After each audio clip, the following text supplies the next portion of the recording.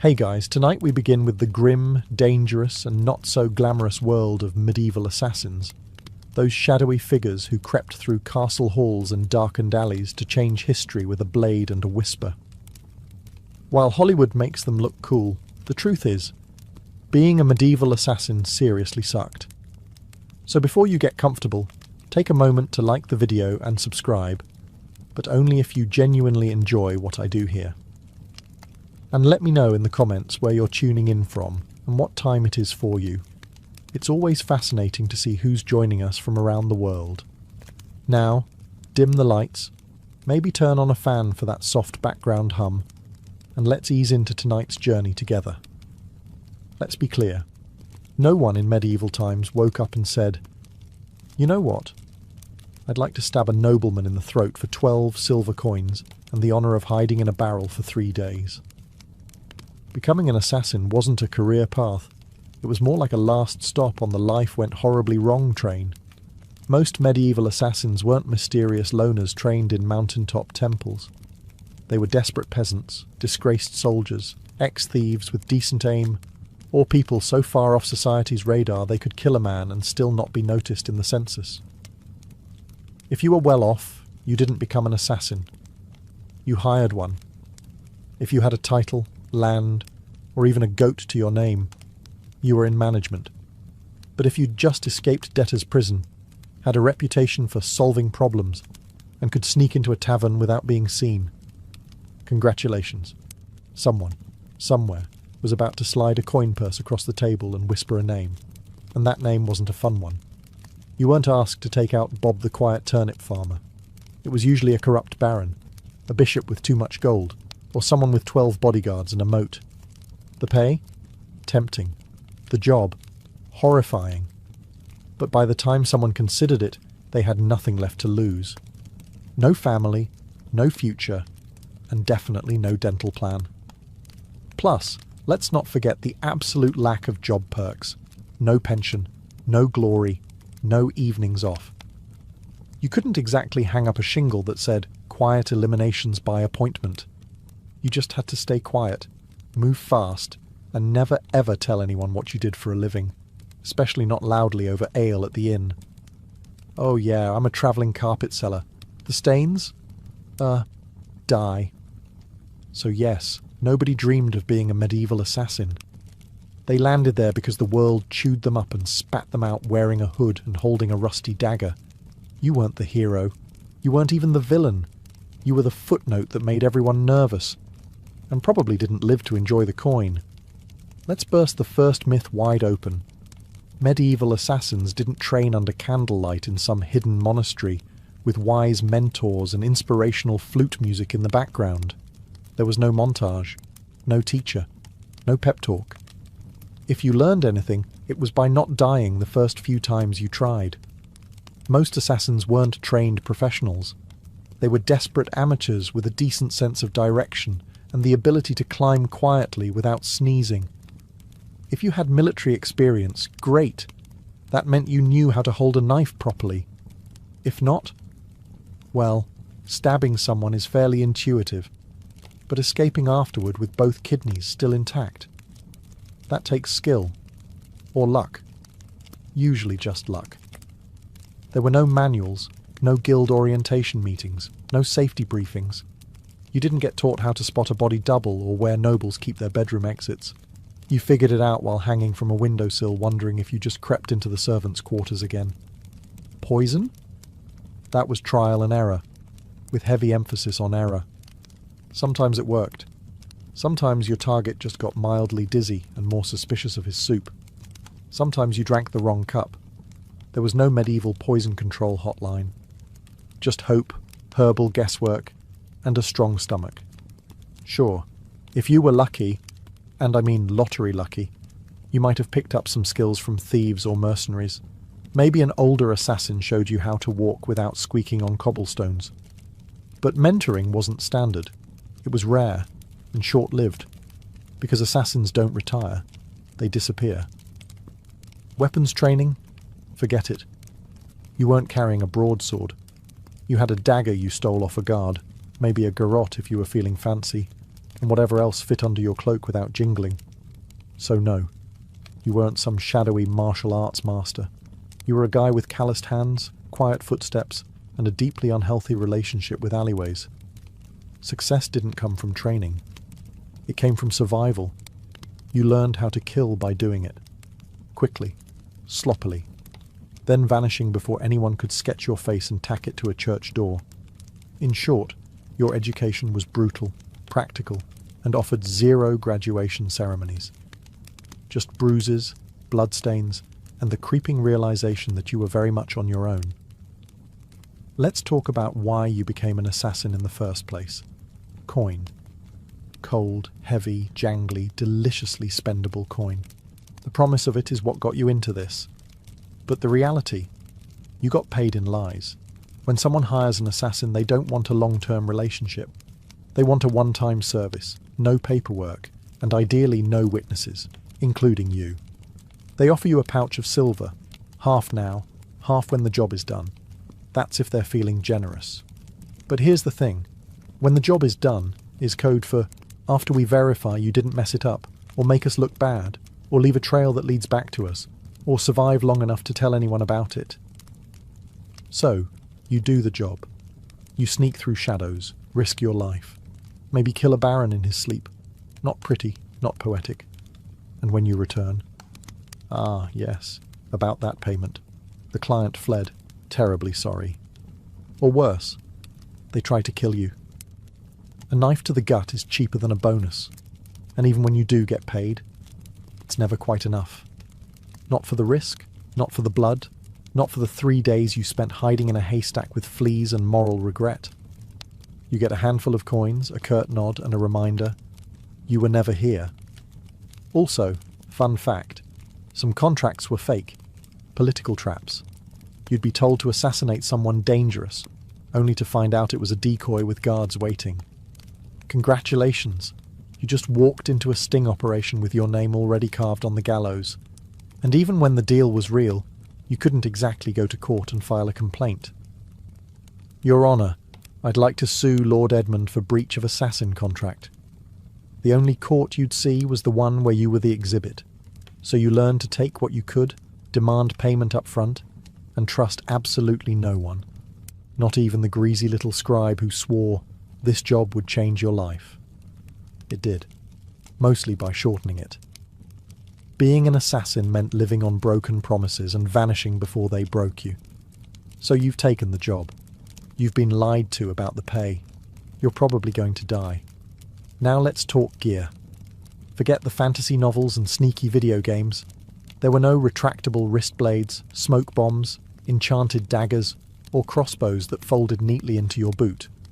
Your toolkit consisted of whatever you could steal, sharpen, or hide beneath a tattered cloak without clanking.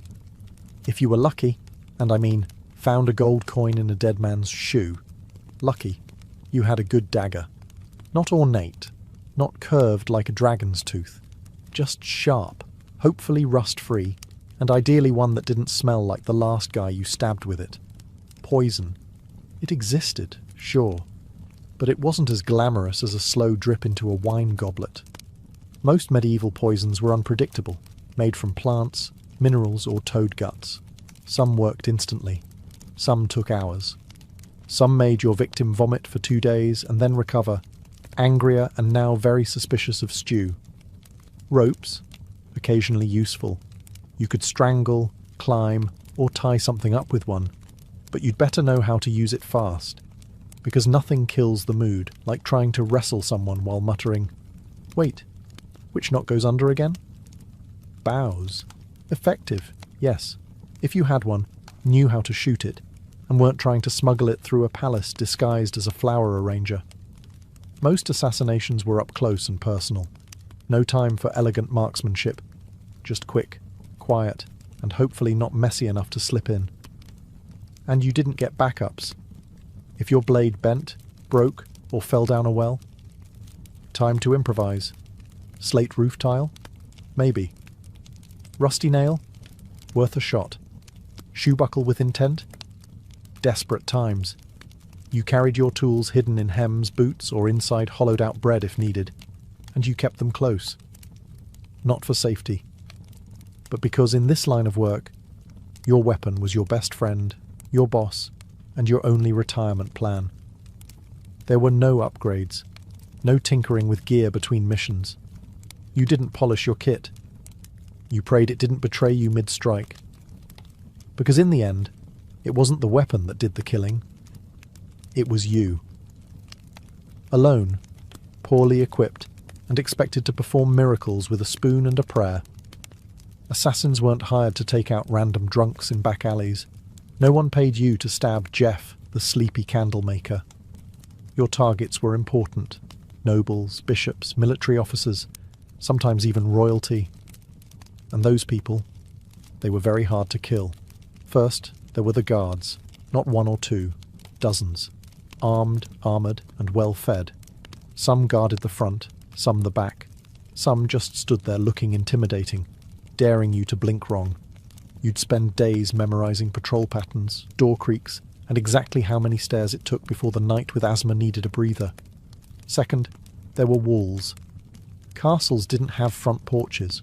They had gatehouses, murder holes, and moats full of things that bite. If you didn't fall into the water, you still had to worry about arrow slits and boiling oil. Yes, boiling oil. Your job description included may get flambéed for peeking. Third, there were the servants and staff, the cooks, scribes, and stable boys. One wrong look from you, and they'd be whispering to the guard captain faster than you could say, "I'm just the herbalist." Assassins weren't just fighting swords, they were fighting gossip. And medieval gossip travels at light speed, if it means someone gets to keep their head. And finally, your actual target? Paranoid. Rightfully so. These people were surrounded by backstabbers, relatives with claims to their titles, and 36 people pretending to like them. They didn't eat without a tester. They didn't sleep without 3 locks on the door. Some even slept in decoy beds or rotated rooms like a deadly version of musical chairs. And don't get excited if you hear they're attending a feast. Yes, they'll be drunk, but so will you. And you'll still have to get past the royal guards, 3 dogs, a very alert jester, and 50 witnesses holding tankards.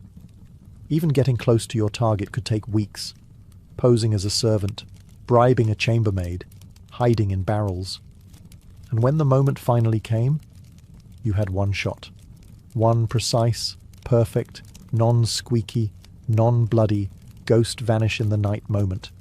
Or you'd become the next public deterrent, swinging from the castle gate with a sign that read, "Nice try." Let's be honest. When you picture a medieval assassin, you probably imagine sleek black robes, leather braces, maybe a mysterious hood billowing in the moonlight. Reality? You looked like a sick goat herder with something to hide. Disguises in the Middle Ages weren't exactly high fashion. You didn't have custom-tailored cloaks or retractable armour. You had whatever you could scavenge. Peasant rags, a monk's robe 2 sizes too big, or the remains of a guard uniform that definitely still smelled like its previous owner. The goal was to blend in, but blending in meant looking like everyone else who hadn't bathed in 2 weeks, limped from old injuries, and had a nervous twitch from malnutrition. You didn't look suspicious because of your cloak.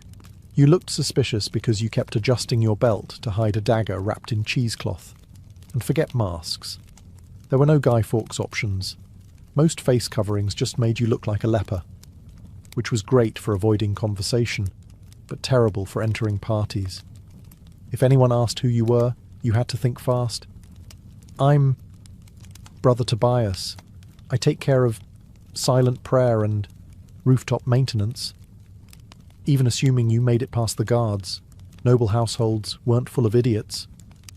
Servants noticed unfamiliar faces, especially ones that fumbled chamber pots and couldn't name the cook's cat. You were always one, "I've never seen you before," away from being clubbed with a candlestick. And if your disguise did work, congratulations. You now had to stay in character for hours while pretending not to notice all the very stab-worthy people wandering by.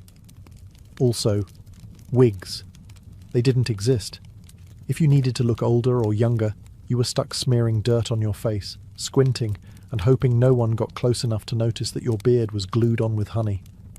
The truth was, your disguise didn't protect you. It gave you maybe 5 minutes of confusion.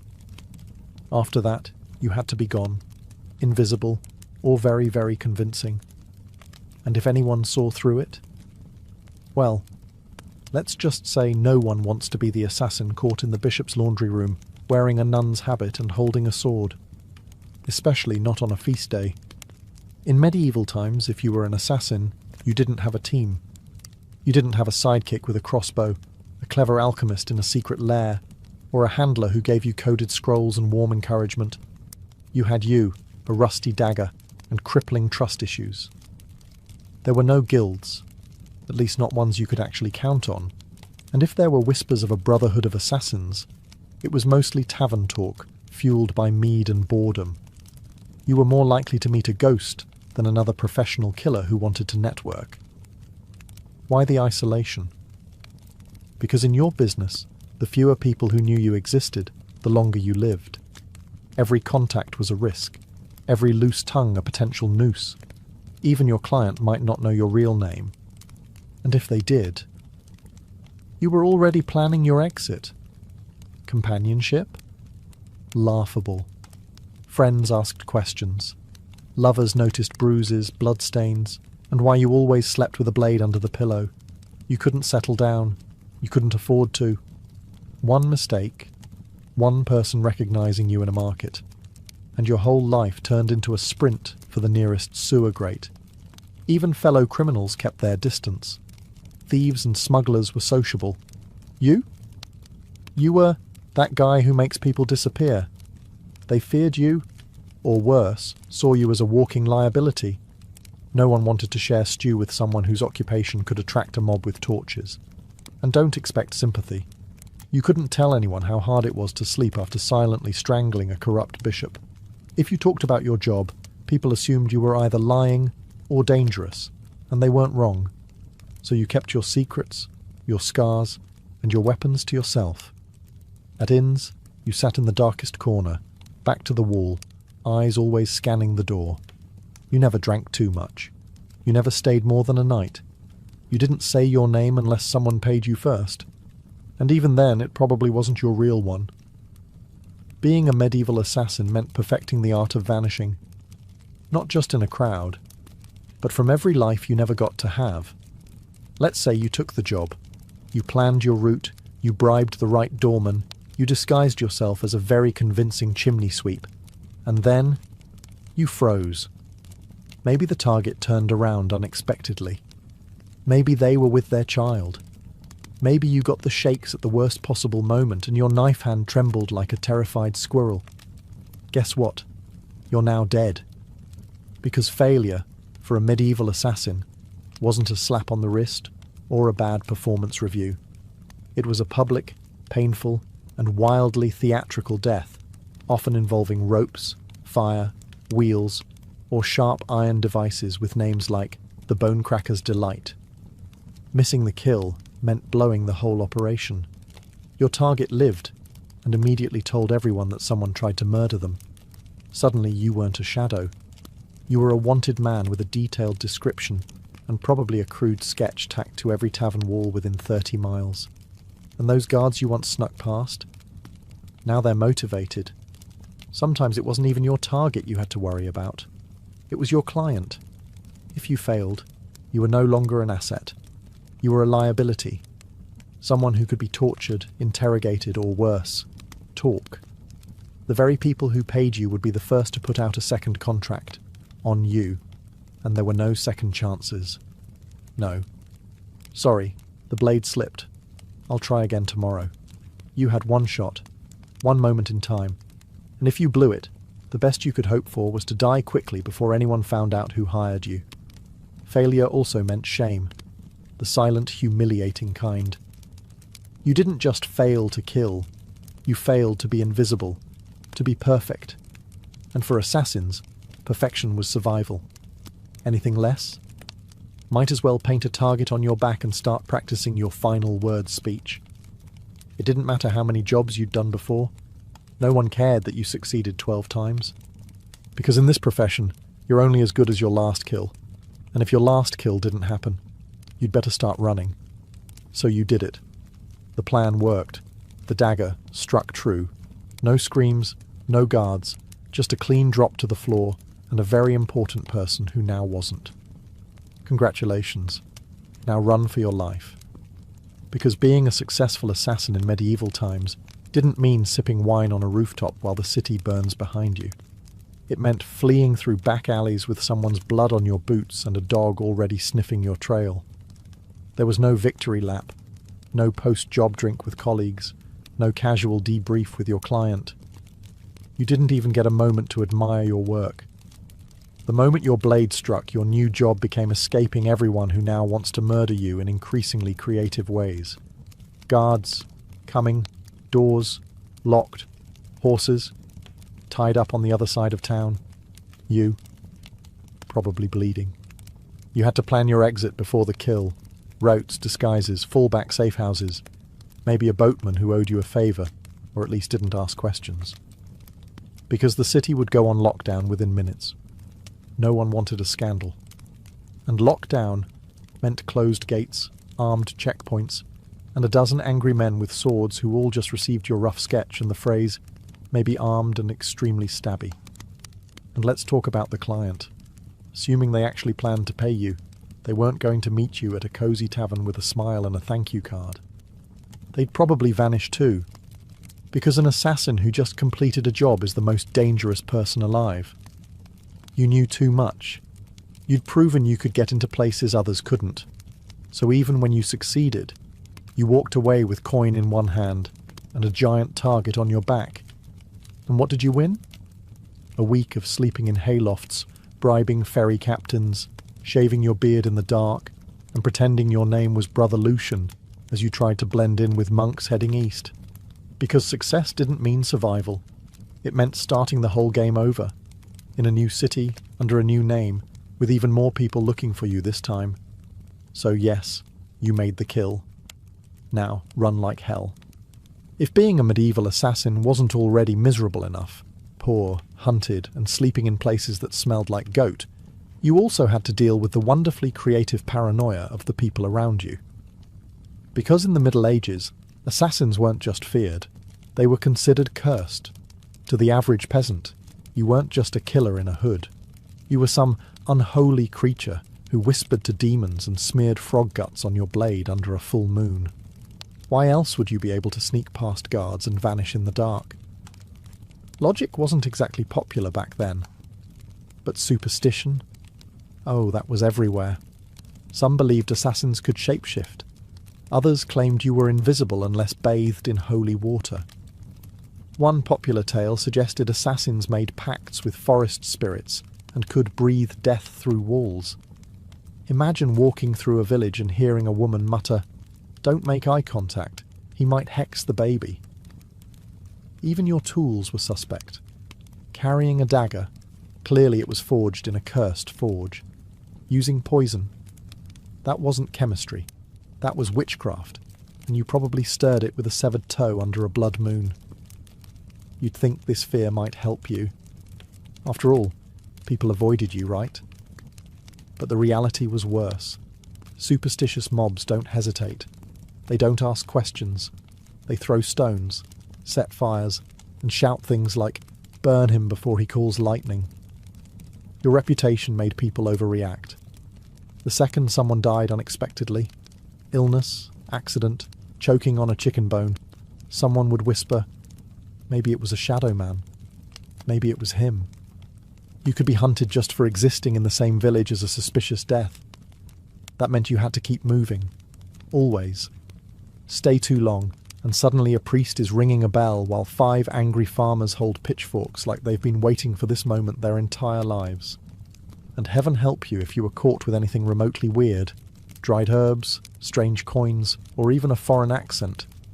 That's all it took for someone to shout, "Sorcerer," and light a torch. In a world that believed monsters wore human faces, being too quiet, too clever, or too fast made you a threat. And in medieval logic, threats had to die, quickly, and preferably on fire. Poison, the assassin's weapon of elegance.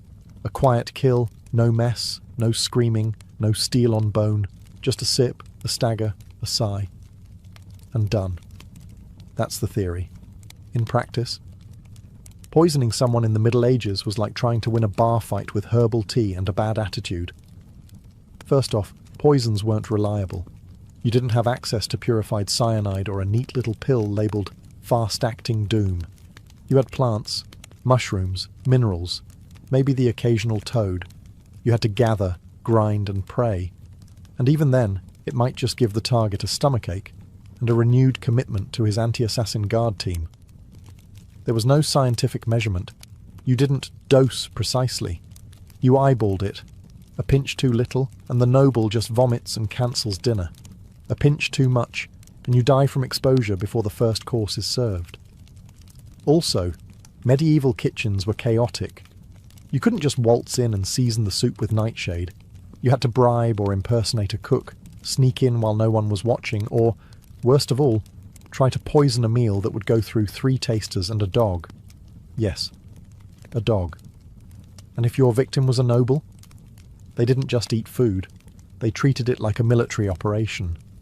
Meals were tasted, blessed, and sniffed by everyone from the steward to the jester. By the time the food hit their plate, it had passed through more security than a royal wedding. Even assuming you did it, you slipped in the poison, it wasn't detected, and the target actually ate it. The next part was wildly unpredictable. Some poisons took hours. Some took days. One minute your mark is laughing at a joke, the next he's clutching his stomach and demanding to see his astrologer. And if they survived, guess who they'd blame? Not the cook, not the taster. You, the quiet man with the herbal knowledge and twitchy eyes. So poisoning wasn't efficient. It was risky, slow, and full of variables, none of them in your favour. And if you were caught, you didn't get a quick death. You got interrogated, with tools, until you confessed to poisoning everyone from the Duke to the dog.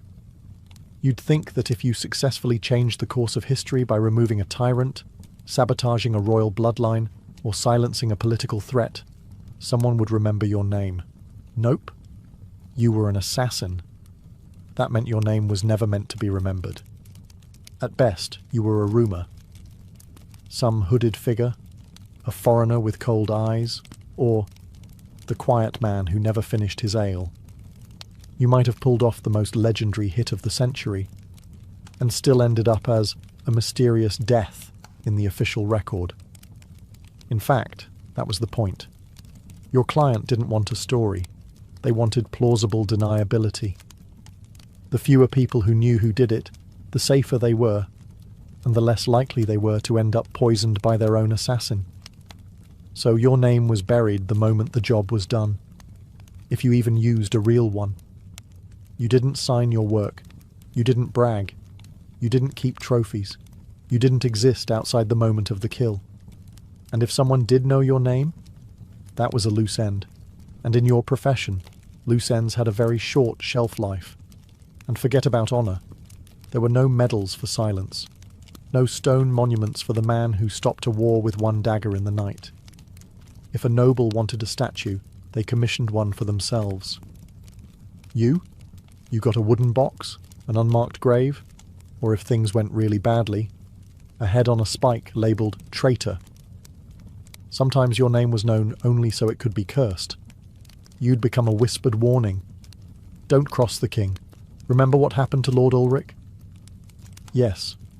And the man who did it? Gone. Like a ghost. That was your legacy.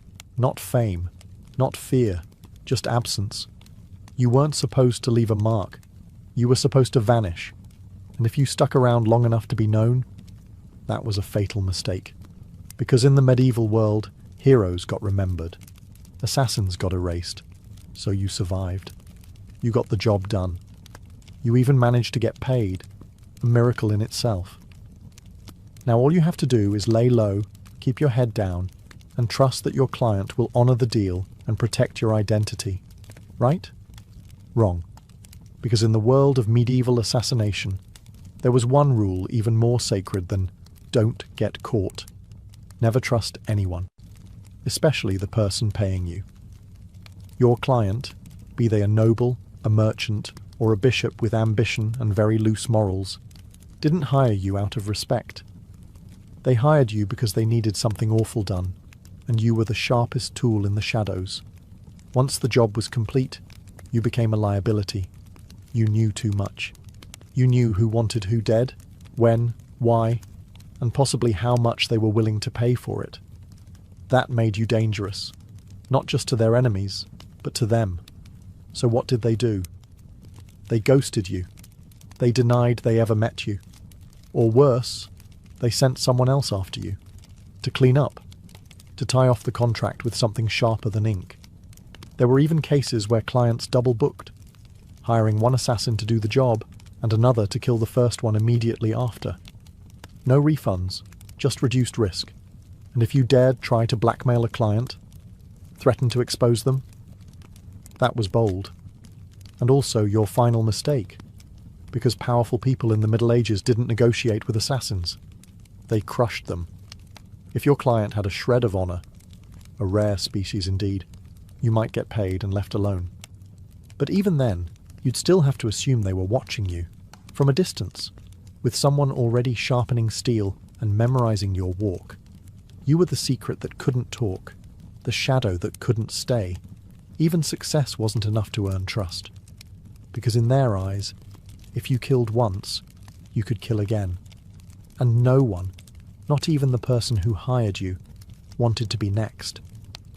Let's say, somehow, you beat the odds. You survived the kills, the lies, the poisonings, the betrayals. You outlived your enemies, your employers, and probably your own sense of morality. Now what? You retire? Absolutely not. Because in medieval times, assassins didn't get retirement plans. There were no farewell banquets, no quiet cottages by the sea, no pensions paid in gold coins and grateful whispers. You didn't fade into a peaceful life. You vanished, or you died. Often both. The problem was simple. You were never safe. Even if you walked away from the job, your past didn't. You had too many secrets in your head, too many names in your memory, and too much blood on your hands. People didn't want you retired. They wanted you forgotten, which usually meant buried. And even if no one came after you, and that's a big if, you had to live with the constant fear that someone might. That a new assassin, young and eager to prove himself, had just received a contract for a shadowy figure who used to be someone dangerous. So you changed your name. Again. You moved to a village where no one asked questions. You faked a limp, sold herbs, pretended you once worked as a guard. But even then, you didn't sleep well. You avoided crowds. You always sat facing the door. You kept your dagger under the floorboard, next to the pouch of coins you never touched, because it still smelled like the man you earned it from. And you couldn't trust yourself either. Years of silent killings and quick escapes did something to your brain. Every knock on the door made you flinch. Every stranger on the road might recognize you. You stopped dreaming. Because dreaming was dangerous. You couldn't love. You couldn't relax. You couldn't laugh too loud. You lived like a ghost pretending to be a man. The truth was, there was no endgame for a medieval assassin. Just a slow, cold fade into obscurity, always moving, always watching, until one day you slipped into the dark and no one noticed. And maybe that was the best you could hope for. By now you've probably figured it out. Being a medieval assassin wasn't darkly romantic. It wasn't noble. It wasn't even all that profitable. It was a grim, thankless, short-lived career, wrapped in blood-stained linen and followed by a crowd of people who wanted you dead. You wouldn't last. Not a week. Maybe not even a day. Because you'd start with the wrong assumptions. That you'd be sleek, in control, a whisper in the dark. But what you'd really be is cold, hungry, and one bad guess away from the noose. You'd slip into town, cloak pulled tight, ready for action, only to discover that your target moved locations, the guards are drunk but trigger-happy, And the stable boy you paid for information just sold you out for a mug of ale and a piece of bread. You'd freeze at the wrong time, stab the wrong guy, get spotted by someone's maid who once saw your face near the chapel, and suddenly you're not a shadow, you're the problem. Then what? You run. But you're not used to medieval terrain. The mud, the uneven cobblestones, the absolutely insane number of loose chickens in the street. You slip, fall, get tackled by a guard named Thomas, who just got dumped and is looking for an outlet. And let's say you survive that. Then you deal with the aftermath. No allies, no honour, and no future. Just whispers, suspicion, and the growing realisation that even if you succeed, the best you can hope for is to die old and alone, hiding behind a false name in a village that still believes in fairies. So no, you wouldn't last. And frankly, you shouldn't try. Because the assassin's life wasn't cool. It was a cruel machine that chewed people up and spat out nothing but shadows. It offered power without peace, and purpose without a place in the world. You didn't make history. You erased yourself from it. And the only thing waiting for you at the end was silence. A silence no one would question. Because no one even remembered you were there in the first place. Before she was the feared Queen of Macedonia, Olympias was known as Myrtale, a Molossian princess from the rugged tribal lands of Epirus. Her people claimed descent from Achilles himself, and whether or not the blood of heroes truly ran in her veins, one thing was certain. This was not a woman born for the sidelines of history. From a young age, Myrtle was steeped in mystery and ritual. Her upbringing was shaped not just by politics, but by prophecy, ecstatic rites, and a reverence for the ancient gods. She wasn't the type of princess who smiled and embroidered tapestries. No, she was drawn to serpents, omens, and the frenzied ceremonies of the cult of Dionysus, where women danced barefoot in the moonlight and called upon the divine in states of trance. Her connection to the gods wasn't performative, it was personal. She didn't merely worship, she embodied. According to ancient sources, likely written by men both terrified and enthralled, she kept sacred snakes in her chambers and even allowed them to coil beside her in bed. Whether this was a literal fact or the kind of slander that powerful women attract like flies, we'll never know. But it stuck. To her allies, it made her divine. To her enemies, it made her dangerous. Her real power began not in a battlefield or throne room, but in the uneasy flicker of torchlight, among the whispers of priestesses and the curling bodies of serpents. She wasn't just a princess. She was a living oracle, a woman touched by something older than politics and colder than steel. So when Philip II of Macedon, brutal, brilliant, and famously horny, arrived at the island of Samothrace for a religious initiation, he didn't just meet a beautiful princess. He met a mystery he couldn't resist. Their marriage wasn't just a political alliance. It was a collision of prophecy and power. And from the very beginning, it was full of omens. Some said lightning struck the sky on their wedding night. Others claimed Olympias dreamed of a thunderbolt entering her womb. All of it would become legend. But one thing is certain. The union of Olympias and Philip didn't just create a child. It created Alexander the Great. And she intended to shape his destiny from the very first breath. Olympia's marriage to Philip II was not the fairy tale one might expect for a queen who would one day birth an empire. From the beginning, it was a combustible mix of prophecy, pride, and paranoia. Philip, ruthless, charismatic, and already collecting wives like trophies, married Olympias around 357 BCE. She was likely just a teenager, but she wasn't naive.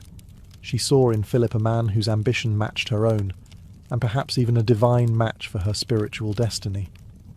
Macedon wasn't exactly an easy kingdom to walk into. It was a land of iron and ambition, where kings were killed by cousins and brothers, turned into rivals overnight. But Olympias, the priestess of Epirus, walked in with her head held high and eyes already on the crown. Their marriage was rocky from the start. Philip, for all his political genius, was not built for monogamy. He would go on to marry multiple women, often for alliances, always for power. But Olympias wasn't one to sit quietly in the shadows. She held her own court, maintained her own alliances, and was known to turn to oracles and rites to divine her future, and perhaps Philip's fate. Then came the birth of Alexander. Even that was wrapped in celestial drama. Legends say Olympias dreamed that a thunderbolt struck her womb, and that flames danced around her child without burning him. Philip reportedly had a vision of sealing his wife's womb with a lion. Yes, a literal lion. Whether they believed these visions or invented them, they certainly acted as if Alexander was destined to rule not just a kingdom, but the world. But even as the child was celebrated, cracks in the royal marriage deepened. Olympias resented Philip's other wives, especially his Macedonian bride Cleopatra Eurydice, whom he married later in life. This was more than a domestic issue. It was a threat. Cleopatra was Macedonian-born, and any son she bore would be purer in the eyes of the local nobility. A direct threat to Alexander's future. Olympias saw it clearly. The palace wasn't just a home, it was a battlefield, and she would use every snake, dream, ritual, and whisper she had to make sure her son wasn't just remembered, but crowned. She was no longer Myrtle. She was Olympias now, and no one would take her son's throne without facing her wrath. By the time Alexander was a teenager, the Macedonian palace in Pella had become a war zone of veiled insults, political maneuvering, and bitter rivalries. Olympias wasn't just fighting for influence, she was fighting for survival. She knew that the court was filled with snakes, but she was the one who taught them how to bite. Philip II had begun to distance himself from her.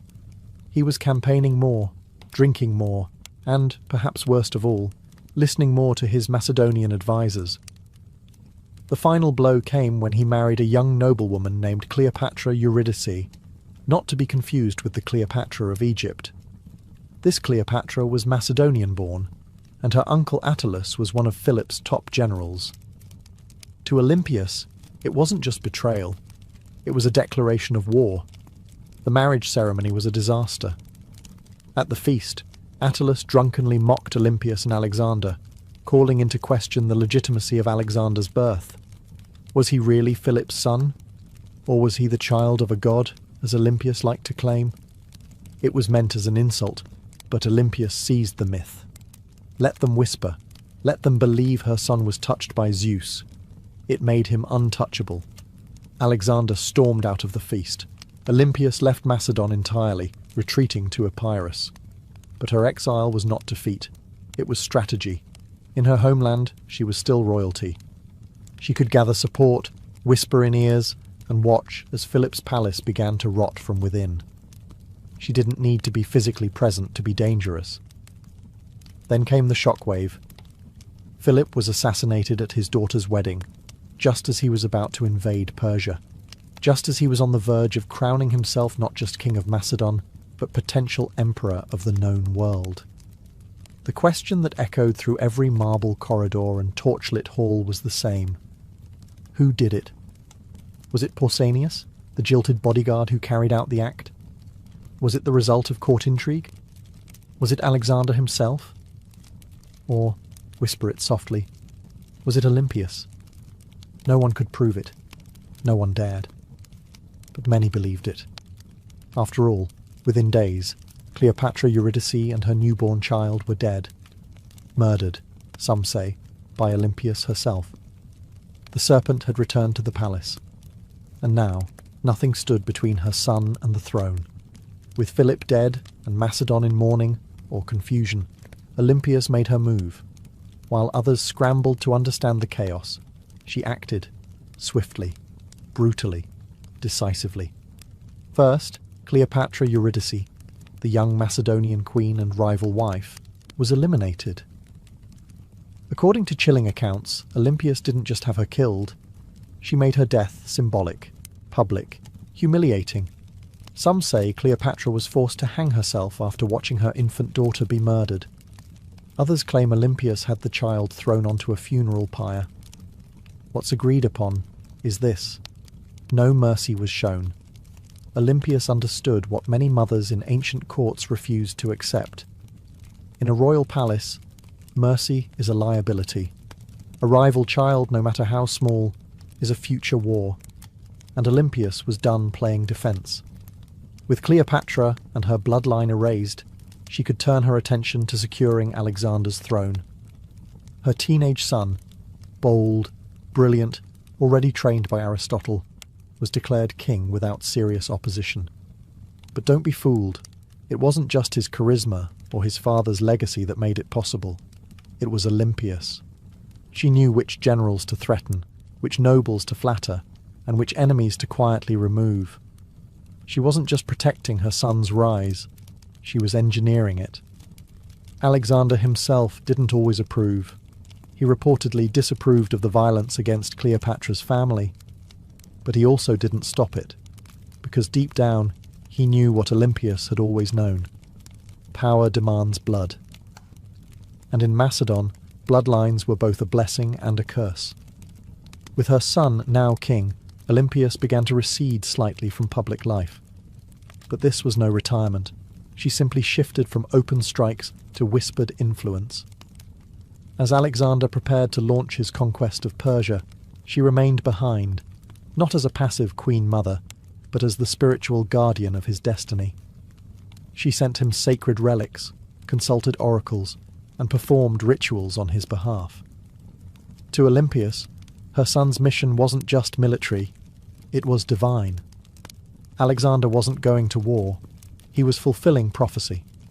And as long as she drew breath, no rival, Macedonian, Persian or otherwise, would derail that divine plan. She had crowned her son. She had cleansed the palace. Now she would guard his empire. From behind the curtain, with teeth bared. As Alexander marched east to conquer the known world, Olympias remained behind in Macedon, a queen without a throne, but not without power. Her official title was Queen Mother, but make no mistake, she ruled in all but name.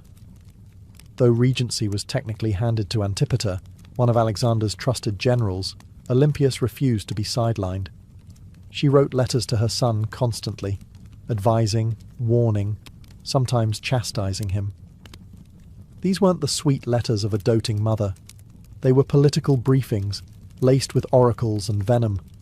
And Alexander, thousands of miles away, read every word.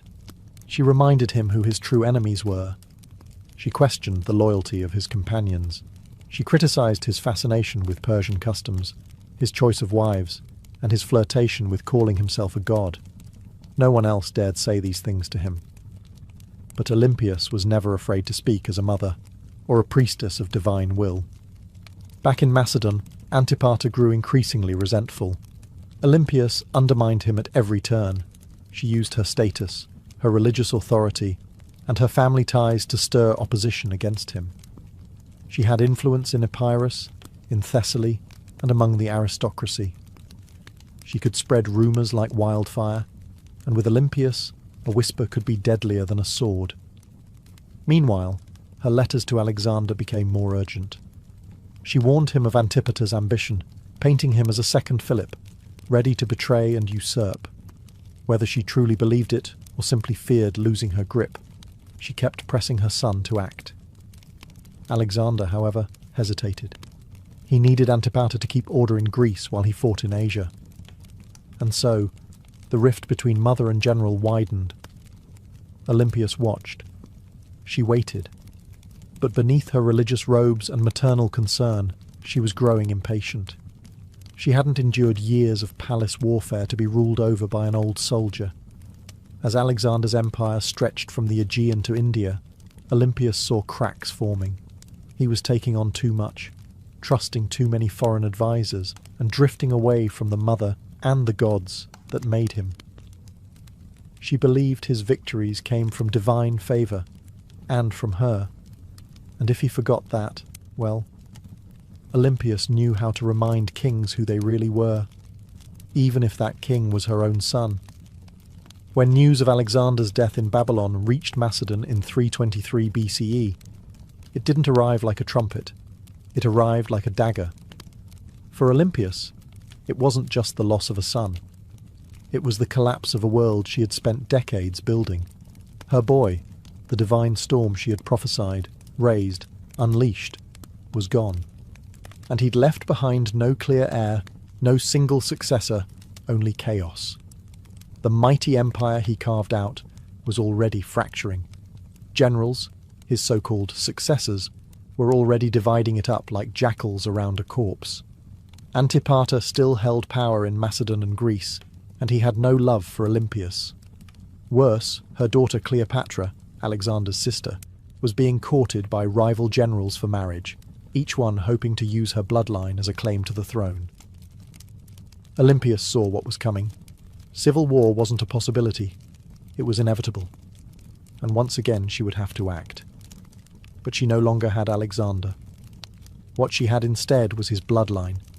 His young son, Alexander IV, born to Roxana, the Bactrian princess Alexander had married. Roxana, still in Macedon, was vulnerable. The boy was even more so. Olympias recognized that the infant was now the last true piece of her son's legacy, and that made him a target, but it also made him a weapon. She allied herself with Roxana and the boy, determined to protect them and use the child's birthright to stake her own claim in the political battlefield. But the tide was turning. The generals who once bowed to Alexander had no interest in kneeling to his widow or his mother. They had armies now, ambitions and grudges. Olympias didn't flinch. She'd faced snakes, traitors and kings. A few warlords with crowns and stolen spears wouldn't scare her. So she plotted. She waited. She watched as Antipater died and was replaced by his son Cassander, a man with ice in his veins and no tolerance for the old queen's games. It was only a matter of time before these two forces collided. The serpent mother of Alexander and the cold-eyed usurper who wanted her buried. Alexander was gone, but his shadow was still moving. And Olympias was still coiled within it, ready to strike. Years after Alexander's death, while his empire crumbled into civil war, Olympias made her most audacious move yet. She returned to Macedon, not as a grieving mother, but as a political force of divine fury. The regency had been splintered. Cassander, the son of her old enemy Antipater, was seizing power, and Roxana, along with young Alexander IV, was effectively imprisoned. Olympias saw the writing on the wall. If she did not act now, her grandson would vanish like a shadow at dusk. So she made a deal with Polyperchon, an aging general who still held a flicker of legitimate authority. Olympias would return, not to plead, but to rule. With Polyperchon's backing, she entered Macedon at the head of an army, and the moment her feet touched home soil, everything changed. Towns opened their gates. Soldiers defected to her side. Even some of her old enemies hesitated. Olympias, despite her age, was still a name that shook the ground. Then came her vengeance. One by one she hunted down the loyalists of Cassander. And when she finally caught Philip III Aridaeus, Alexander's mentally impaired half-brother and puppet king, she ordered his execution. According to some sources, his wife Eurydice was captured and given the opportunity to kill herself. When she refused, Olympias had her strangled. It was brutality veiled in royal protocol, and Olympias, ever theatrical, staged the scene like a goddess delivering justice. Her message was clear: only the bloodline of Alexander had the right to rule. Everyone else was a pretender. For a brief, burning moment, Olympias held the kingdom in her grip. She had restored the dynasty. She had avenged betrayals. She had reminded Macedon what royal power looked like when wielded by a woman with nothing left to lose. But power, in Macedon, was like fire in dry grass. And Cassander was still out there, calculating, biding his time. He returned with a vengeance. His army outnumbered hers, his resources deeper, his cruelty colder. Her allies began to abandon her. Polyperchon lost influence. The tide turned. Olympias, now isolated in the fortress of Pydna, watched as her enemies closed in. She had lit the match. Macedon had burned, and now the smoke was thick, and her enemies were at the gates. Olympias, once the most feared woman in the ancient world, now found herself besieged in the coastal fortress of Pydna, alone, cut off, surrounded by the army of Cassander, who had come to finish what his father had started. But Olympias didn't beg. She didn't plead. For nearly a year, she endured the siege like a statue carved from divine wrath. Food ran short. Disease crept in. Allies vanished. Yet within the fortress walls, she maintained the same unshakable presence that had once shaken kings. To the very end, she carried herself not as a prisoner, but as the mother of a god. Cassander, ever cautious, hesitated. He knew killing Olympias was dangerous. Even now she carried a myth around her like armor. She was still the mother of Alexander the Great. To strike her down might seem like blasphemy, so he offered her safety. Surrender, he said, and her life would be spared. Olympias knew better. She had seen too many royal promises turn to ash. Still, hunger was no longer just a discomfort. It was death. Her garrison broke. Her followers surrendered. And Olympias, unbending until the very end, was finally handed over to her enemies. Cassander didn't kill her himself. That would have been too simple and too merciful. Instead, he turned her over to the families of those she had executed during her brief return to power. Let them decide her fate. They condemned her to death. But here's the catch. When the executioners came, no one dared strike the first blow. Olympias stood tall, regal, silent, eyes fixed on them like an oracle staring through smoke. These were Macedonians. They had grown up hearing of her rituals, her visions, her snakes. They had once cheered her son as a living god. And now here she stood, a frail old woman cloaked in myth, and not a single man had the courage to swing the sword. So Cassander sent others, foreigners, outsiders, people who had no memory of her power, only orders to follow. And thus Olympias was finally struck down, not with ceremony, not with dignity, but with silence. Her death marked the end of Alexander's bloodline in any meaningful power, and with it, the final ember of an empire founded on divine ambition was snuffed out. But even in death, Olympias left behind a shadow, and history would never forget the Serpent Queen. Olympias died not on a throne, but in the dust, unarmed, abandoned, and executed by the very people she once ruled. But history is strange. It does not always favour the ones who die in silk sheets. Sometimes it remembers those who went down hissing. And Olympias was never meant for quiet history.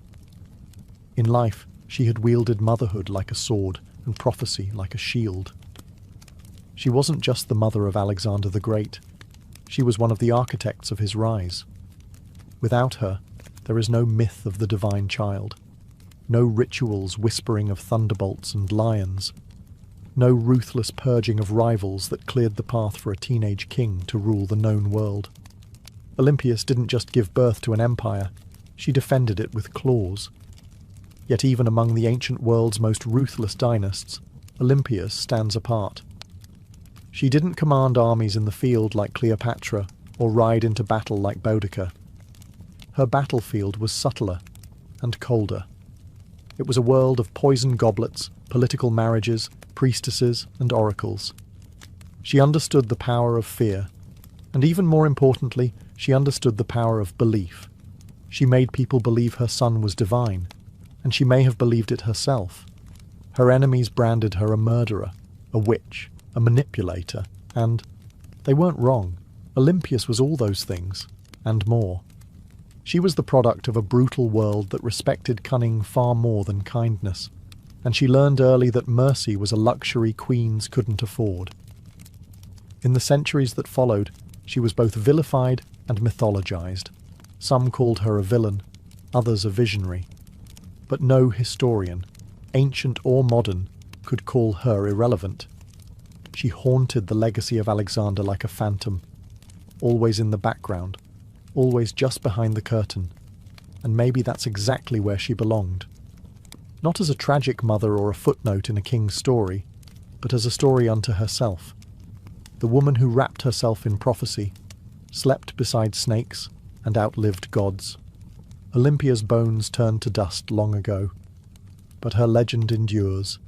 In every tale of ruthless queens, in every whisper of blood-born destiny, in every empire built on myth, she is still there, coiled in the dark, waiting. On the sun-bleached island of Crete, just a few miles south of the modern city of Heraklion, lies a ruin that feels more like a dream than a real place.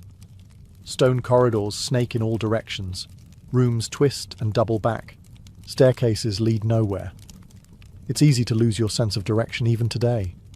This place is Knossos, the heart of Minoan civilization, and the supposed inspiration for one of the most enduring myths in human history, the labyrinth of the Minotaur. But before there was a legend, there was a palace unlike any other. Built around 1900 BCE and expanded over centuries, Knossos wasn't just a royal residence, it was an entire city under one roof. Covering nearly 150,000 square feet, it featured over 1,000 rooms, light wells, storage magazines, shrines, workshops, and what may have been the first flushing toilets in history. It had running water, multi-story apartments, and an intricate system of air circulation. This wasn't a primitive fortress. It was an architectural masterpiece. To modern archaeologists, Knossos looks like organized chaos. To ancient visitors, it probably felt like magic. The man who brought Knossos into modern awareness was British archaeologist Arthur Evans. In the early 1900s, Evans excavated the site and quickly became convinced that this was the origin of the Greek labyrinth myth. The layout was disorienting, the architecture deeply symbolic, and everywhere he turned, he found motifs of bulls, painted on walls, carved into stone, or sculpted into tiny golden charms. The bull, after all, was sacred to the Minoans. Evans even went so far as to name the civilization after the mythic king Minos.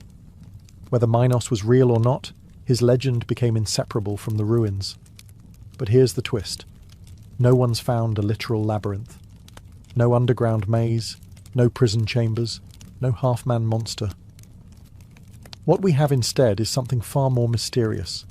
A city designed in loops, wings and layers, deliberately difficult to navigate. And the deeper you go, the more the lines between history and mythology blur. So the question remains, was the Minotaur born from these walls, or was the palace itself the monster? Knossos may not give up its answers easily, but it's very good at making us ask the right questions. The myth is as famous as the ruin. A monstrous half-man, half-bull, trapped in a labyrinth so complex that no one who entered ever found their way out. Only Theseus, the Athenian hero, managed to kill the beast and escape, thanks to a ball of thread and the cunning of Princess Ariadne. But where did this story come from? And why a labyrinth? The earliest versions of the myth speak of King Minos, the powerful ruler of Crete, who demanded tribute from Athens in the form of 7 boys and 7 girls each year. These unfortunate souls were fed to the Minotaur, a creature born from divine punishment and shame. The Minotaur, locked in an underground maze, symbolized the dark underbelly of power, something savage hidden behind grandeur. To ancient Greeks, Crete had long been a land of wealth, mystery, and fear. Its seafaring people, the Minoans, were seen as both elegant and alien. Their rituals involved bull leaping, their artwork depicted strange gods, and their palaces were unlike anything on the mainland. To a visiting Greek from 1000 BCE, Knossos might have felt like another world. The bull itself was sacred in Minoan culture. Frescoes show young men and women vaulting over charging bulls in ritual displays. Horns of consecration, stylized bull horns, appear on rooftops and altars. Combine this with a palace that feels like a maze, and the ingredients for a legend begin to stir. But what if the Minotaur wasn't just a monster? What if it was a metaphor? Some scholars believe the tale reflects a memory of Cretan dominance over the Aegean, a time when Athens truly did pay tribute to a stronger, stranger power. The labyrinth could symbolize the political entrapment of weaker states, and the Minotaur, the raw, terrifying force behind Minoan rule. Others argue it's more psychological, the labyrinth as the unconscious mind, the Minotaur as our hidden urges, and Theseus, the hero, walking bravely into the darkness, guided only by the thread of memory. Still, the myth remains tangled with Knossos. The palace is the closest thing we've ever found to a real labyrinth. No monster, no Ariadne. But perhaps something deeper. Not just a myth echoing through history, but a history that was asking to become myth. Long before Athens raised its marble temples or Sparta sharpened its spears, there was the Minoan civilization, one of the earliest advanced societies in Europe. They ruled not through conquest, but through trade, art, and what seems like an almost supernatural command of architecture. At the heart of their power stood Knossos, a palace that wasn't just a seat of royalty, it was a hub of culture, ritual, and economy. The Minoans flourished from around 2600 to 1400 BCE. Based on Crete, they developed a sprawling trade network that reached Egypt, Mesopotamia, the Levant, and even the distant shores of Spain. Their ships cut through the Mediterranean like silent arrows, ferrying pottery, saffron, bronze, and luxury goods. They didn't build vast armies. They built relationships, and that, more than weapons, made them rich. What's most striking about Minoan culture is how different it was from their later Greek successors. Their artwork celebrated nature, animals, and flowing human movement, not war or divine punishment. Frescoes show dancers, dolphins, and athletes vaulting over bulls. Even their goddesses are different. Powerful, bare-breasted figures often holding snakes, symbols of fertility, transformation, or protection. At the centre of it all was Knossos, not a fortress on a hill, but a complex in a fertile valley. It had no massive defensive walls, suggesting the Minoans either felt secure on their island, or projected enough power to make defence unnecessary. Their confidence was architectural. Multi-storey buildings, colonnaded courtyards, and advanced plumbing systems hinted at a society far ahead of its time. And yet, for all their sophistication, the Minoans left behind no deciphered written records. Their primary script, Linear A, remains unreadable to this day. We don't know what they called themselves. We don't know what their kings believed, what prayers they spoke, or what truly happened behind the walls of Knossos.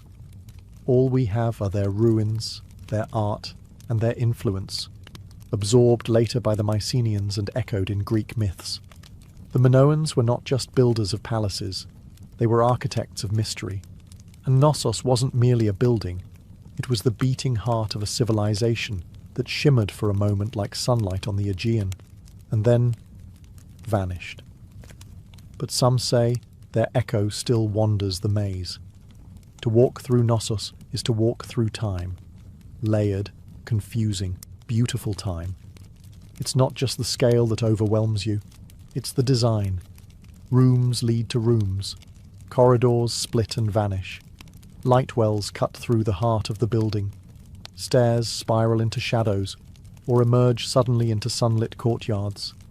Nothing moves in a straight line. It's not hard to see why ancient visitors might have whispered, labyrinth. Knossos wasn't just a palace, it was a living organism. Spanning an estimated 150,000 square feet, the complex contained over 1,000 chambers, some tiny, some grand. These weren't randomly placed rooms. They were purpose-built. Workshops, storage spaces, shrines, apartments, and throne rooms, all arranged around a large central courtyard that may have hosted public ceremonies or bull-leaping rituals. The palace was built on multiple levels, up to 4 or 5 stories tall in places, using natural slopes and artificial terraces. To navigate it without getting lost, you'd need memory, instinct, or a thread like Theseus. And yet, this apparent chaos hides a remarkable intelligence. The Minoans mastered passive ventilation, cooling rooms through air shafts and open stairwells. They funneled rainwater through clay pipes and had toilets that flushed long before Rome made it fashionable. One of the most iconic areas is the so-called throne room, named for the alabaster chair built into the wall, flanked by benches. Around it are frescoes of griffins, mythical guardians. Was this the seat of a priest-king? A goddess's chamber? A sacred court? No one knows for certain. And the walls, they speak in colour. Vibrant frescoes show dolphins swimming above bathtubs, women in elegant flounced skirts with bare chests, youths leaping bulls mid-air. The art wasn't just decoration, it was identity, fluid, natural, deeply connected to earth and sea. Still, the deeper you go, the more Knossos begins to disorient. Some parts seem intentionally complex, like they were designed to confuse. Maybe that's the root of the labyrinth legend. Not a prison for monsters, but a palace that felt alive, a building that invited awe, ritual, and just a touch of fear. No locked doors, no mythical beasts. Just a place built to make you question where you were and what was waiting around the next corner. Knossos wasn't just an administrative centre or royal residence. It was a place of worship, an architectural expression of the Minoan soul, steeped in ritual, myth, and divine mystery. Unlike later Greek temples, there are no towering columns to Zeus or marble shrines to Athena. Instead, the spiritual world of Knossos is more subtle, woven into the fabric of the building itself. Shrines hide in corners. Pillars rise like sacred sentinels. Horns, stylized, carved, symbolic, appear on rooftops and altars. Everywhere you look, the bull motif dominates, suggesting a powerful connection between worship, the natural world, and this revered animal. The Minoans didn't seem to fear the bull. They celebrated it. The famous bull-leaping fresco in Knossos isn't just athletic art. It may depict a religious rite. Young men and women vaulting over a charging bull, locked in a dance of danger and grace. It wasn't sport. It was sacred theatre, possibly an offering to the gods, or a symbolic triumph over chaos. Then, there are the snake goddesses. Discovered in storerooms beneath the palace, the snake goddess figurines are among the most iconic Minoan artifacts. Bare-breasted, arms raised, with serpents coiled in their hands or around their bodies, these figures radiate power. They are not submissive idols. They are guardians of the household, fertility, and perhaps life itself. To the Minoans, snakes symbolized renewal, rebirth, and mystery, creatures of both earth and underworld. The rooms where these objects were found hint at household shrines or ritual spaces, quiet, sacred corners hidden among the palace's bustling heart. Combined with the frescoes, the horns, the altars, and the labyrinthine corridors, the entire complex begins to feel like a ritual machine, a structure built not just for living, but for connecting with the divine. There is no centralized temple at Knossos because the palace itself was a temple. Its layout, art, and design were all part of a spiritual worldview where boundaries between sacred and secular didn't exist. This was a place where myth was architecture, where a corridor could become a passage to the gods, and where every echo in the stone chambers may have once been a whispered prayer. Knossos didn't just house people, it housed gods. For centuries, Knossos stood as a beacon of prosperity, innovation, and cultural sophistication. But then, something happened. Something sudden. Something no one can fully explain. By around 1400 BCE, the palace was abandoned, the frescoes left to fade, and the Minoan civilization that once ruled the seas had vanished like mist over the Aegean. So, what happened? Theories abound. Some point to nature. Around 1600 BCE, the volcanic island of Thera, modern-day Santorini, erupted in one of the largest explosions in human history. The blast was so massive it likely caused tsunamis that battered Crete's northern coast, devastating ports and farmland. Ash clouds may have blocked the sun, choking crops and disrupting the climate. While Knossos wasn't immediately destroyed, the aftermath of Thera's eruption may have shaken the foundations, economically, politically, and spiritually. Others look to war. By 1450 BCE, the rising power of the Mycenaeans, mainland Greeks, may have taken advantage of Minoan weakness. Archaeological evidence suggests Knossos was reoccupied briefly, but the culture had changed. The art became more martial. Linear A, the Minoan script, was replaced with Linear B, used by Mycenaean scribes. The palace that once thrived with snake goddesses and bull dancers now whispered in a foreign tongue. Some scholars believe the Mycenaeans didn't invade in a single conquest, but gradually absorbed the island, first through trade, then influence, and finally rule. Others argue that internal collapse, a civil uprising, political instability, or the failure of the elite may have contributed just as much. What's striking, though, is how little violence is evident in the ruins. There are no charred skeletons, no signs of mass slaughter. Knossos didn't fall with a scream. It fell with a whisper. The great palatial system simply stopped. The rooms went quiet, the rituals ended, and nature slowly crept back in. By the time Homer sang of Crete in his epics, Knossos was already ancient myth, a memory tangled in stories of kings, monsters, and labyrinths. And maybe that's fitting, because what killed Knossos wasn't just eruption or invasion. It was time, and the way all great things, no matter how beautiful, eventually vanish beneath the weight of new empires.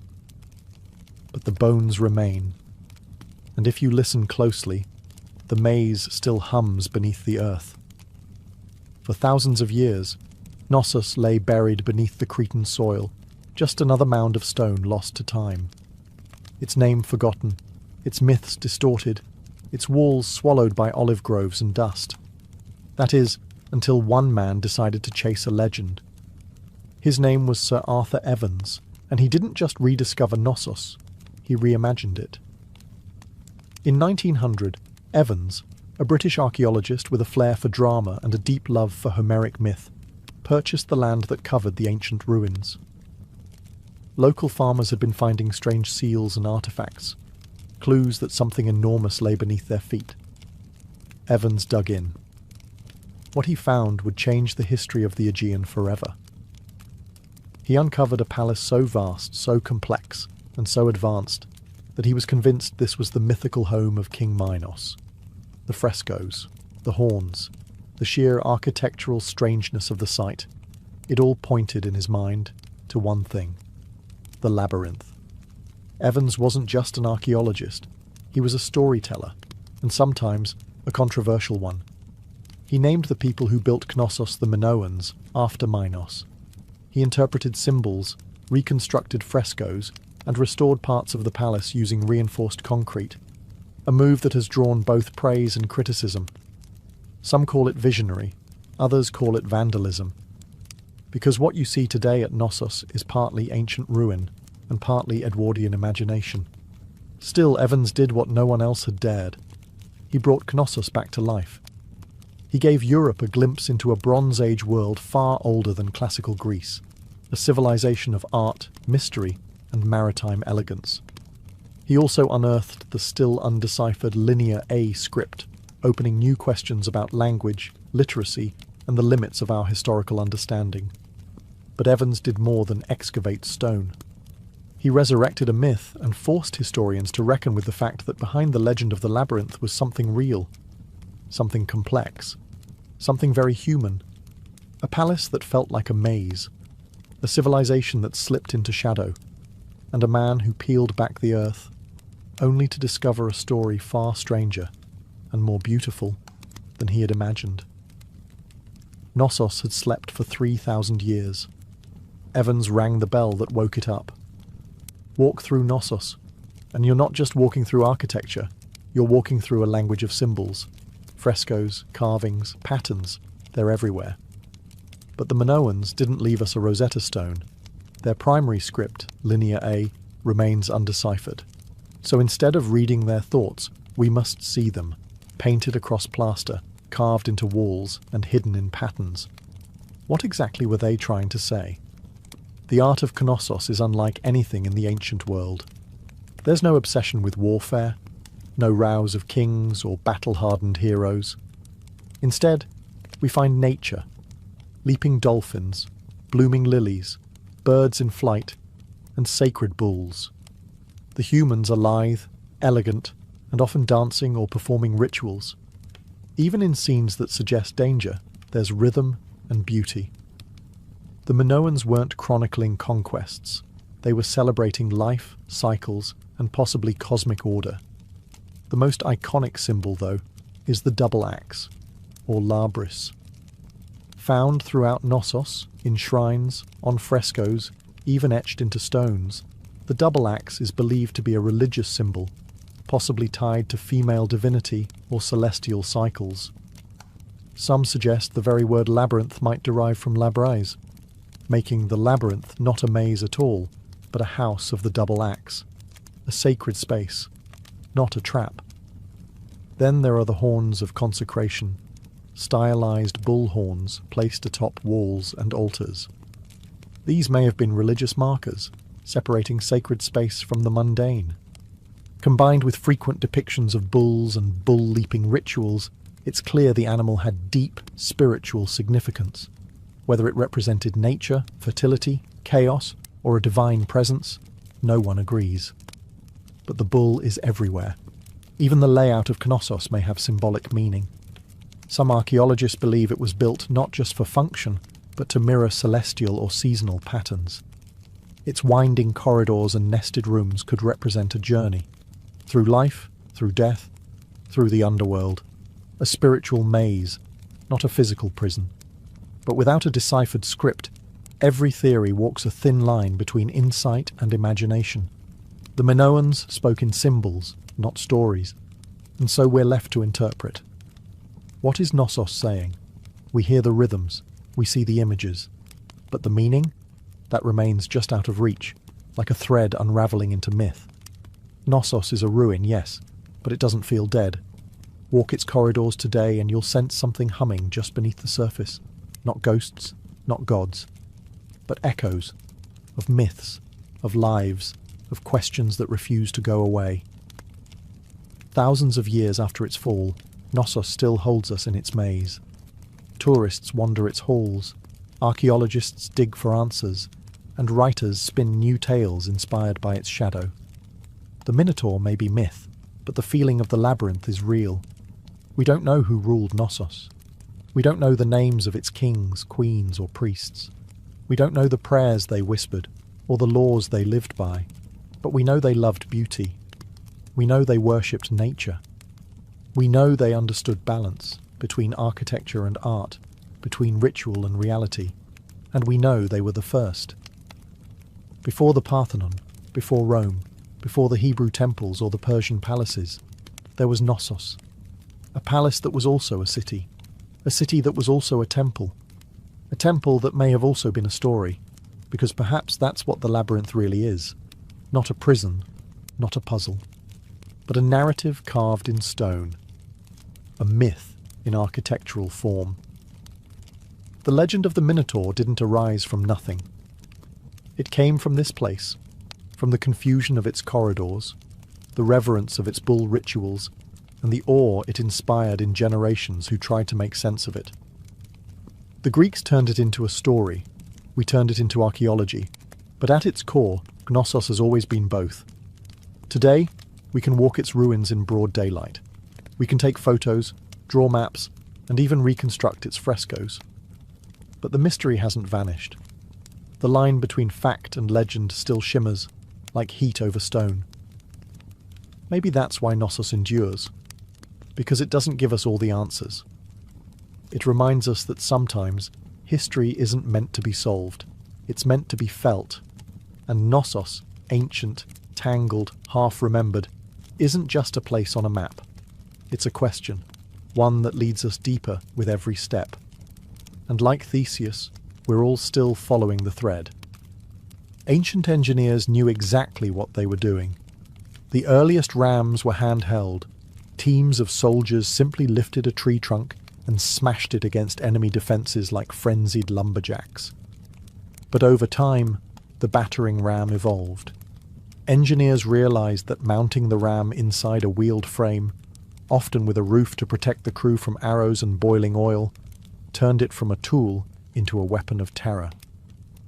The Assyrians, masters of siege warfare, turned rams into psychological weapons. Their siege towers combined rams with archer platforms, meaning a city's gates were being destroyed, while defenders were under constant fire.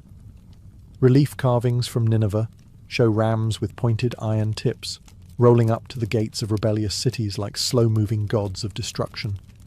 And it wasn't just the front door they were smashing. Rams were often used to breach weak points in walls, batter down watchtowers, or collapse gatehouses entirely. Their presence meant one thing: surrender, or watch your defences crumble like stale bread. The Greeks refined them, the Romans perfected them. Roman engineers built massive rams called ares, Latin for ram, suspended with chains or ropes inside enormous siege shelters. Some were so big they needed dozens of men to operate, and the rhythm of their swinging beam was said to sound like thunder rolling across stone. And yet, for all their brute force, battering rams required serious teamwork. Operators had to keep the ram swinging in sync, while also defending it from burning missiles, stones, and all manner of foul substances hurled from above. A stalled ram was a dead ram.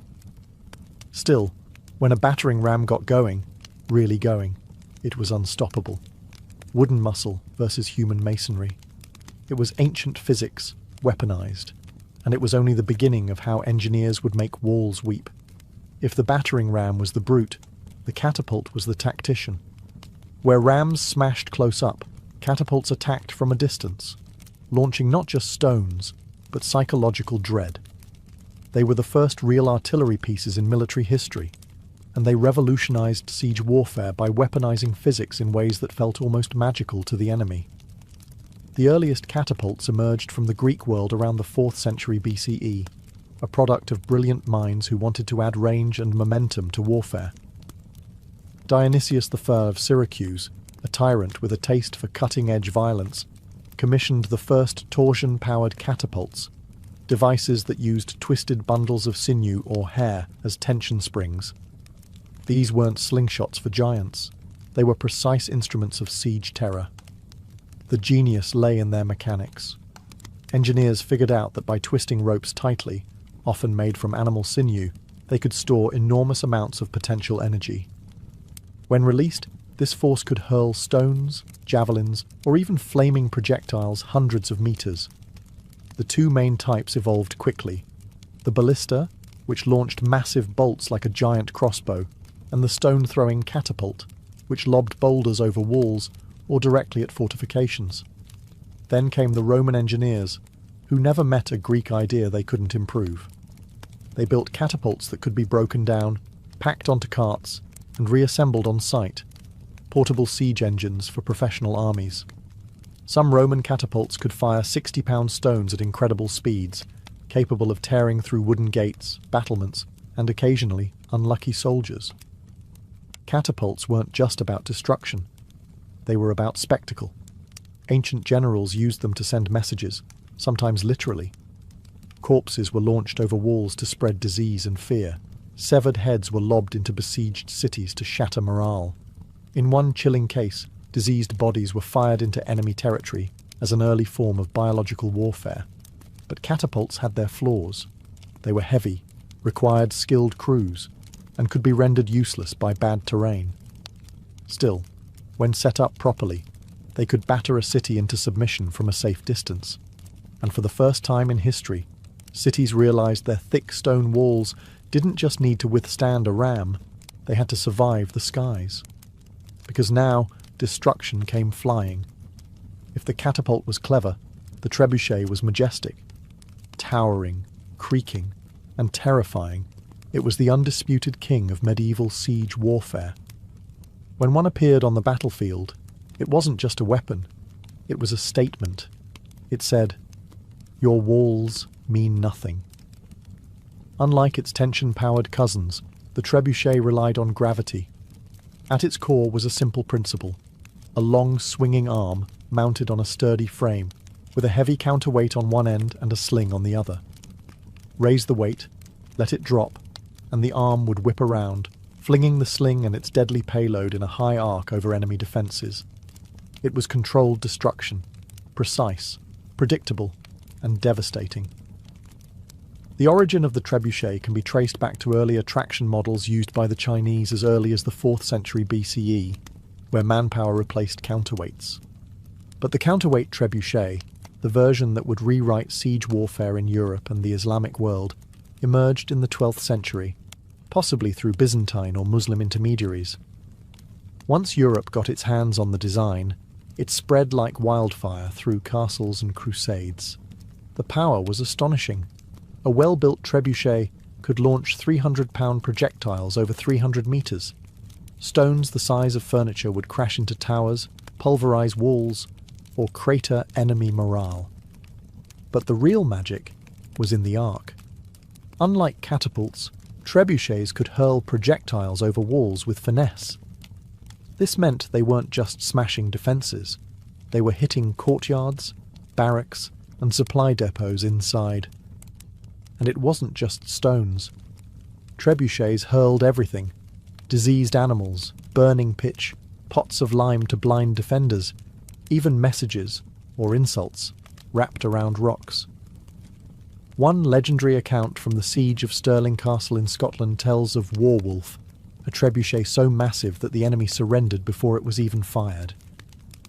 The king refused to accept the surrender, just so he could test the machine.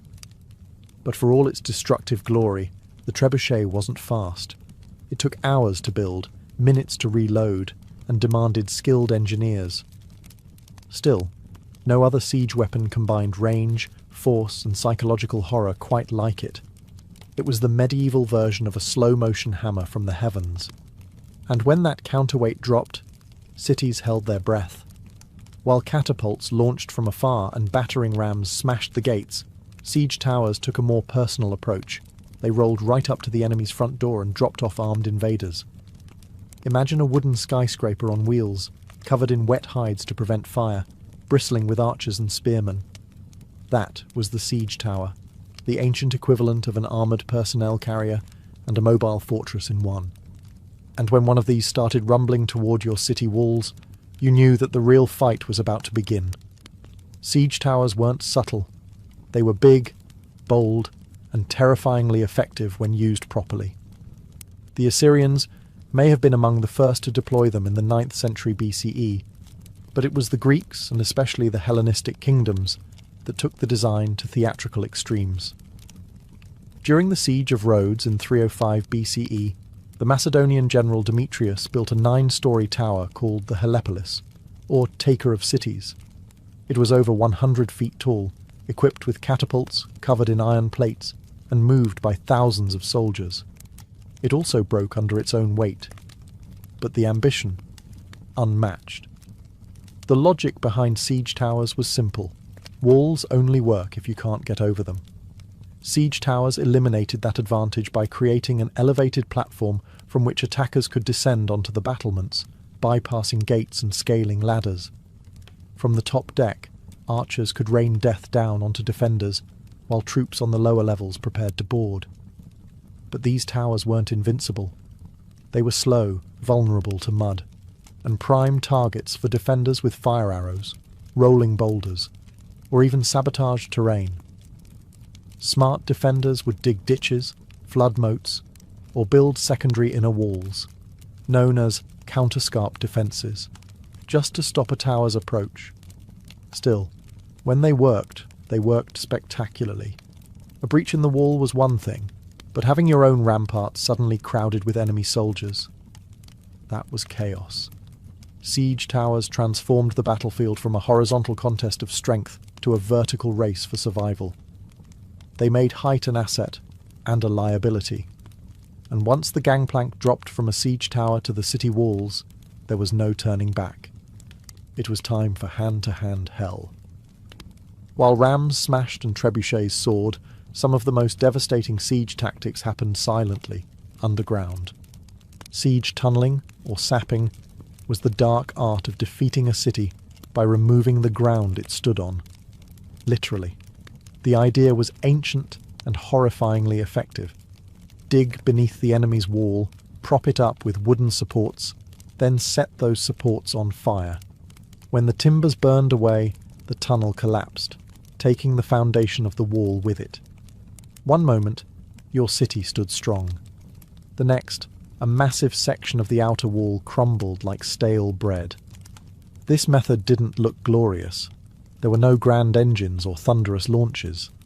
But tunnelling was the slow, invisible killer of fortress warfare. The Assyrians practiced early versions of it, but the technique reached full maturity with the Greeks, Persians, and later medieval European armies. During the siege of Plataea in 429 BCE, the Spartans attempted tunnelling beneath the walls, only for the defenders to dig counter-tunnels and intercept them mid-dig, turning the soil into a knife-fight nightmare. This defensive tactic became known as countermining, and it added an eerie element to siege warfare. Imagine soldiers digging in pitch black, hundreds of feet beneath the earth, listening for the sound of enemy picks. The moment they heard tapping, they'd race to intercept, often resulting in violent, claustrophobic skirmishes fought by torchlight with knives and shovels. There was no glory in it, just terror, suffocation, and dirt. But when undermining worked, the results were catastrophic. One of the most infamous examples came in 1212 during the siege of Rochester Castle in England. King John's forces tunnelled beneath the southern wall, packed the mine with pig fat, and set it ablaze. The supports collapsed, bringing down the entire tower above. The defenders were stunned, and soon after, surrendered. By the 13th century, siege engineers became specialists in identifying weak foundations, measuring the soil's behaviour, and planning collapses with terrifying precision. They were geologists and demolitionists rolled into one.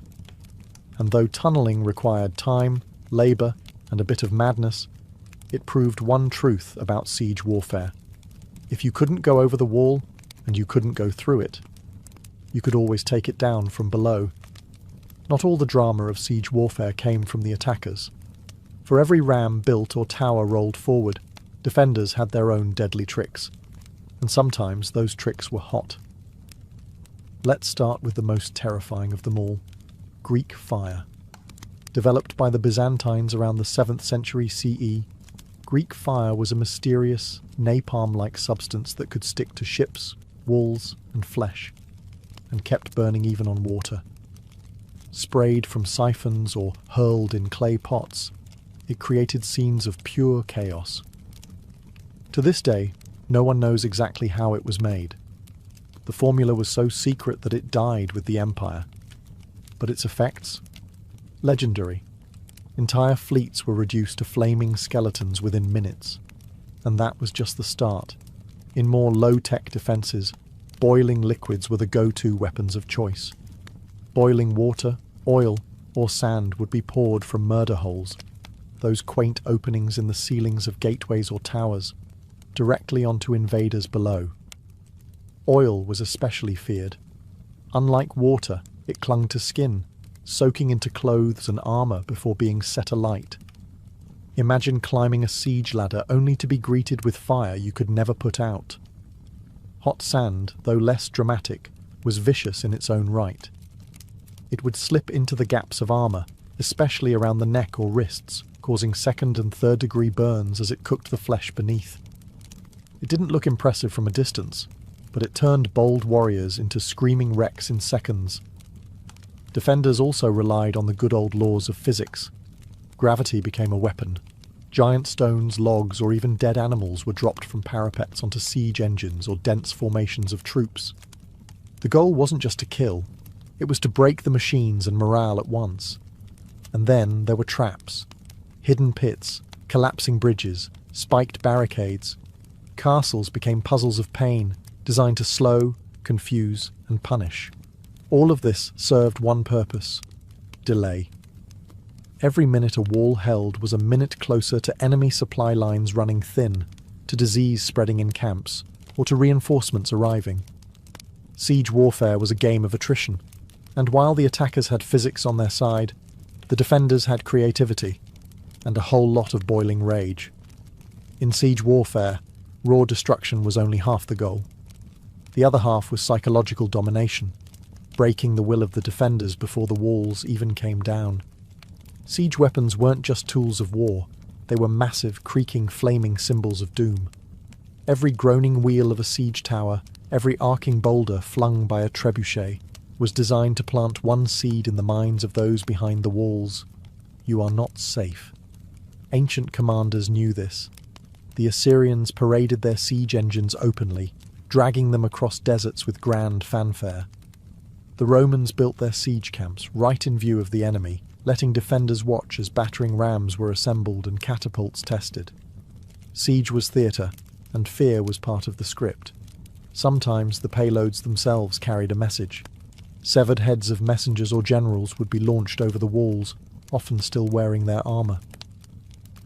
At the siege of Constantinople, defenders were bombarded not only with rocks, but with bodies, diseased corpses launched to spread panic and plague. During the Mongol siege of Kaffa in 1346, it's believed that hurling plague-infected corpses over the walls helped trigger outbreaks of the Black Death in Europe. The trebuchet wasn't just a weapon, it was an announcement. When one of these giants was rolled into place, everyone inside the fortress could hear it before they saw it. The creaking of winches, the grinding of ropes, the heavy thunk of the counterweight, like the heartbeat of an incoming storm. But the most dangerous part, the unknown. You never knew what was coming next. Would it be a rock, a barrel of fire, a rain of arrows, or just silence, ominous, heavy silence as engineers adjusted their aim? Even the sounds became psychological weapons. The rhythmic thump of a battering ram, or the sudden silence before a shot would drive defenders mad with anticipation. For commanders, the goal was to create despair, to convince the enemy that resistance was pointless, that their gods had abandoned them, that their walls were nothing but temporary obstacles in the path of fate. And when that mental dam finally cracked, the gates often opened without a fight, because in siege warfare, sometimes the mind collapsed before the masonry. As gunpowder thundered onto the battlefield in the late medieval era, the age of traditional siege engines came to a slow, splintering end. But their legacy didn't vanish. It evolved. The invention of cannons changed everything.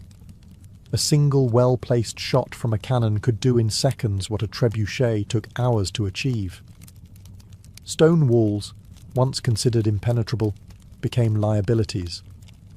By the 15th century, the great castles of Europe were crumbling not from undermining or fire, but from iron balls crashing through their parapets. Siege warfare had entered its next phase, explosive, brutal, and deafening. And yet, the principles laid down by ancient siege engineers never disappeared. Modern artillery still owes a debt to the catapult and trebuchet. Every ballistic missile and long-range howitzer is just a high-tech descendant of the same question. How do you break what's meant to be unbreakable from a distance? Physics, trajectory, tension, and force, all discovered, tested, and perfected centuries before gunpowder ever entered the story. Even military psychology today, shock and awe, overwhelming firepower, visible dominance, has its roots in ancient siege tactics. Those towering siege engines, rolling forward with flags snapping in the wind, were the original shock and awe. They weren't just about breaching a wall, they were about breaking the spirit of a city. You can still see their legacy etched into the ruins of ancient cities. At Masada, where Roman siege ramps still scar the desert. At Constantinople, where layers of walls stood for 1,000 years against every machine imaginable, until cannon fire finally brought them down. At castles across Europe, where round towers and angled bastions tell the story of a world constantly redesigning itself to survive the next siege. And today, even in a world of drones and satellite-guided missiles, siege warfare hasn't vanished. It's just gone digital. Cities are still surrounded, defenders are still isolated, walls are now firewalls, blockades, or even media blackouts. But the soul of the siege remains the same. Someone wants in, someone wants to keep them out, and both are willing to wait, build, and break to win. The battering rams are gone, the trebuchets are museum pieces, but the spirit of siege warfare, it's as alive and as destructive as ever.